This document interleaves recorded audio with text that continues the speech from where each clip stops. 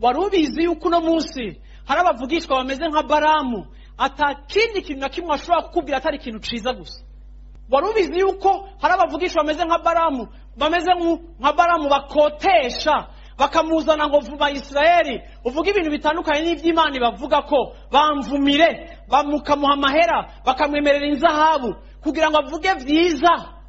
Mwari mubizi ko Balamu nawe yari muvugishwa yaguye? Mwari mubizi ko yari afise n'abantu bamugwisha? Mwari mubizi ko ari n'abakristo bagwisha abakozi b'Imana? Kuko Imana araguheza agiye guha ibintu, rero wamugemurira abantu b'Imana ibintu, ugomba kubagura no kugura faveur yawe kubera ibintu vyawe. Tu achètes l'homme de Dieu.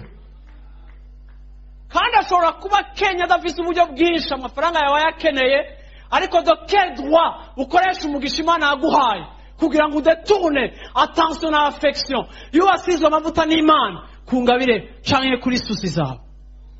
Gute ushobora guhamagarira umuntu yahamagarira ubwami budahoraho, ubwami incorruptible, ubwami bw'ibihe bidashira, ukamugura amafaranga yawe, ukayibona ko yakubiswe hasi, ukabona yuko mama yawe ariko iramutegeka, ukabona ko amafaranga yawe yamwicaritse, ugashishikara kumugura, ukabimenya mu mutima wawe, wewe yakabikwemeza yuko wamuguze, ugashaka kumuterekomanda kubera ibyo wamuhaye, ugashaka kumutegeka kubera udufaranga twawe, ukabibona yuko wadetunye umuntu w'Imana kubera amafaranga yawe, hamukabishishikara.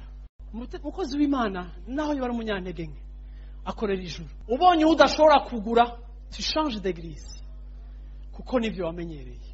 Ukeneye abantu bari ata merci. Impwemu ya Balamu, Samuel, barira ivy'Imana ikubwiye, kuko gukorera Imana ça n'a rien à voir avec les émotions. Ikintu cambere Imana igomba kugira circoncision. Circoncision nigiye bafata gakoba ko kuri sexe y'umuhungu bakagakata. Uravyumva? Vyasobanura gukuraho agakengegwe. Uravyumva? C'est enlever.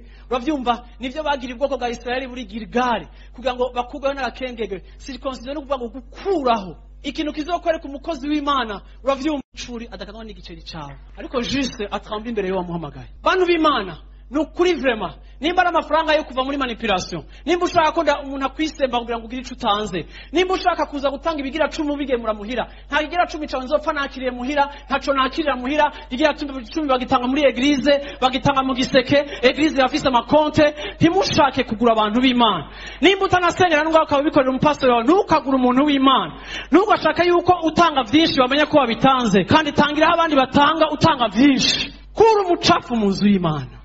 Mushobora kugura abantu b'Imana. Nimba hari ico Imana yakubwiye, kivuge kandi udatinye, kivugisha ukuri, kivuge muri autorité y'Imana, kivuge, kuko ntibijanye n'ingene umuntu aza kureagiza, ntibijanye yuko uravyumva? Ntitugomba kubaryosha, ntitugomba yuko mwisanta confortable. Ivy'Imana ivuze biri dur, nzobivuga biri dur, atakwifata, kuko si Kirundi. Imana si Umurundi, niyifatafata, ivuga ibintu uko biri. No.